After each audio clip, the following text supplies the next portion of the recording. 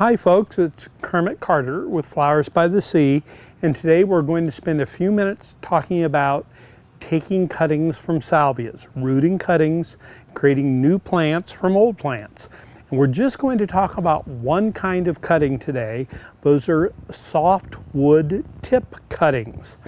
If you want to know more about propagation, we strongly suggest this book, Peter Thompson's Creative Propagation.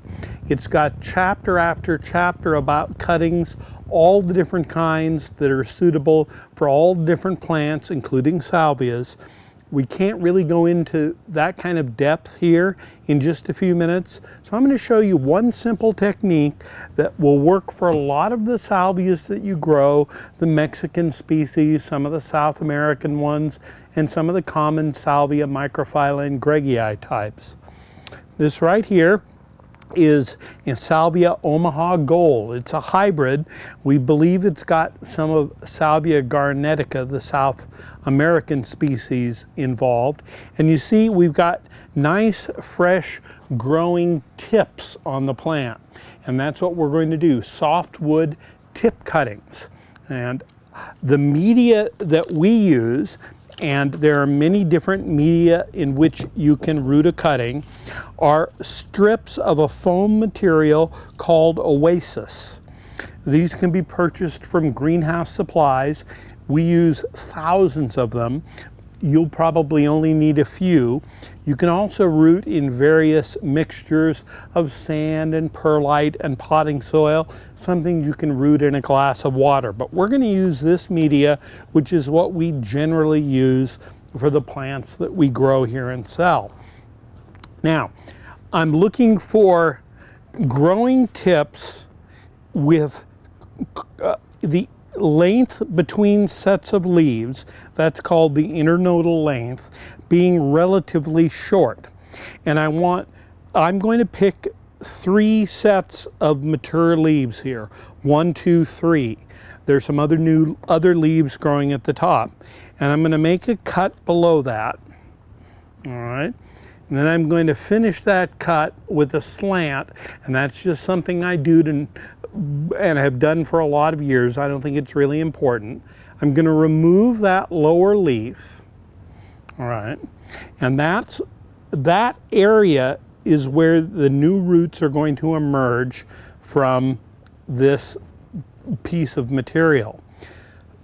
If these leaves are large and the growth is lush, there'll be a tendency for it to lose moisture faster than the plant stem can suck moisture up from the bottom. And in that case, I would reduce the size of that lower set of leaves by about 1/2. Just cut that off. And that will make that cutting dry out not as quickly, which means it has a better likelihood of rooting. Okay, so there's one. I'm going to do another one here. And we can look, here's another tip, and I can get 3 nodes, and I'll make a cut close to that second node. Now these leaves are much larger, so I am going to remove half of those. If you live in a really warm place, it would be good to do this in the cool part of the day, and it would be good to do it in the shade. You'd never want to leave these out for any length of time. If you can't stick these cuttings into the rooting media immediately, you want to put them in a glass of water in the shade. Allow them to suck up moisture. Even then, they'll start to wilt. Okay, so here's a couple of cuttings. Some people might even remove part of this set of leaves, again, to remove the amount of material that's losing water, to make that plant root with greater likelihood. Whether you do that or not, people debate at great length.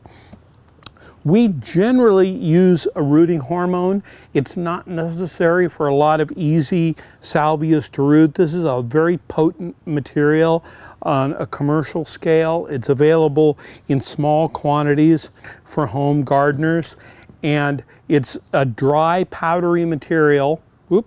Well, You can see it's a really dry, powdery material.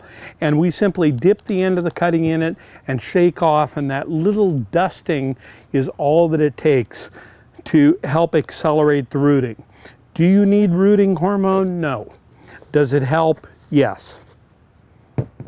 So now I'm going to take this cutting and I'm going to insert it so that the bottom sits down about in that position in this little cube or in this little triangle of material. And that's so it's surrounded by moist media. And again, this is a foam material called Oasis. So I just stick that down in the hole, take this one, stick it down in the hole, I'm done. Those two cuttings are ready to go. We keep this in a shaded location and we put them on mats that have a temperature of about 80 degrees. Bottom heat, or heat from the bottom, greatly encourages rooting. Do you need that? No. Does it help? Yes. They make small heating mats that are really efficient for home use. Small meaning like 11 inches by 17 inches, something that you can sit on a shelf somewhere or on a bench.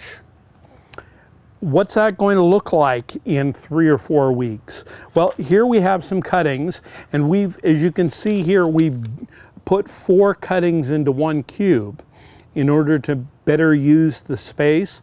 Certainly you're able to do that when you've got some proficiency and you see how the roots have grown out there. Okay? Really nice, beautiful, light roots. These are starting to darken. These are ready to transplant. And that's about 4 weeks, 3 weeks, depending on the plant, depending on the time of year. It can be as short as 2 weeks with some things. During that time, these need to be kept continually moist.